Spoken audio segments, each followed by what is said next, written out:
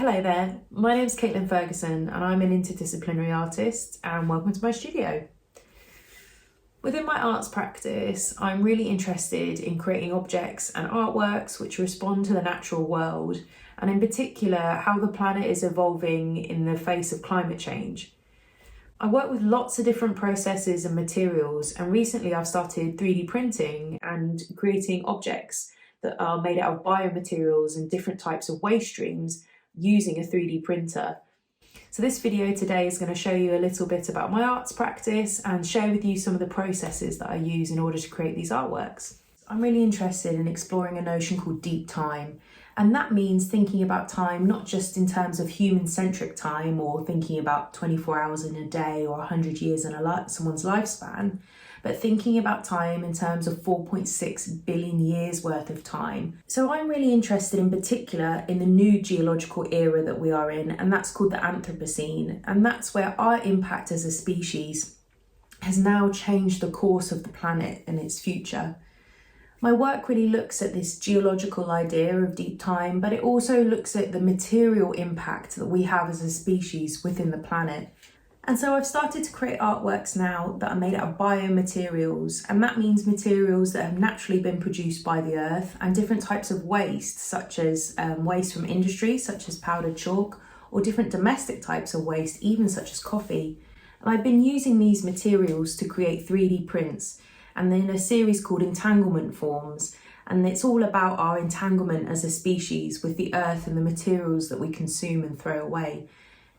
As well as this, I also run a lot of socially engaged projects, which means working with communities across the country on different types of participatory artworks and working with people to explore these themes of the environment and using technologies to create better connections with nature. I began 3D printing by receiving a Developing Your Creative Practice grant from the Arts Council. What this allowed me to do was have the time and the resources to teach myself 3D printing from complete scratch. First of all, I started with an FDM printer, which is traditionally used with plastic filament printing. I wasn't happy using the plastic that came with the printer, and so I did some research and I found a plastic combination filament that also has recycled wood in it. It's not ideal, but it's one way to use waste and incorporate it into 3D printing. The 3D printing process begins by creating a 3D model or a CAD or computer aided design model, and you can do that on a variety of different programs. A really simple one to use to begin with if you're starting out with this is Tinkercad, which is an online program you can do via an online browser. You build up a shape either by adding different shapes together or by subtracting shapes away from one another.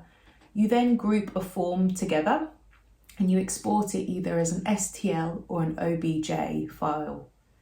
From there, you drag your file into a program that's called a slicer, and this program takes your file and your model and slices it into lots of layers. These layers are how the 3D printer interprets the shape and is how it's able to build it up. Once you're finished with your slicer, you export the file and you save it on an SD card, and then how it's saved is in a G-code format. And a G-code is basically a lot of different coordinates that your printer interprets as it prints. The FDM printer works by heating up the filament to a very high temperature, and it deposits it and moves it around a heated print bed. Layer by layer, the shape is built up. And this can sometimes take minutes, it can take hours, and even sometimes days, depending on how complex the shape is. The print also cools as it works its way up, so you'll have a solid object at the end of the print. With this wood filament, you can even sand it and varnish it at the end. Once I got to grips with the 3D printing, I knew that I wanted to find a way to 3D print with biomaterials. I wanted to create my own artworks and my own materials that were made out of waste, that were made out of natural materials that were kinder to the planet. So I began by creating different types of biomaterial samples. Coffee grounds, which came from local cafes, sawdust, sand, different cork, different chalks, and also eggshells, as well as different types of shells I found on beaches in Norfolk, And I even created bioplastics from different types of seaweed. I was able to use these biomaterial samples and refine the recipes and turn them into different types of pastes that could be 3D printed. So when I'm printing with different types of materials and different types of pastes and biomaterials or clay, I use a different type of printer, and this is a ceramic 3D printer. So instead of heating up the filament, instead it has a tube and it applies pressure and pushes a different type of liquid or material through the tube in order to create the print. So what I'm doing here is preparing the clay ready to print. And ordinary clay would be too firm to get through the 3D printer, so I need to water it down quite extensively. And this is also the point at which I mix different types of composite materials such as chalk or other forms of waste into the clay. I have to make sure that the clay is completely smooth and mixed together, because we really don't want to have any air bubbles or anything that could block the tubes as it's 3D printing. Once I've loaded in the cartridge and set up the printer, I then turn it on and I get the printer to push through the material through the tubes all the way through to the nozzle so it's ready to print. The nozzle begins the base layer of the print, as you can see here, and it's pushing the paste out onto the printer bed, and it builds up the print layer by layer.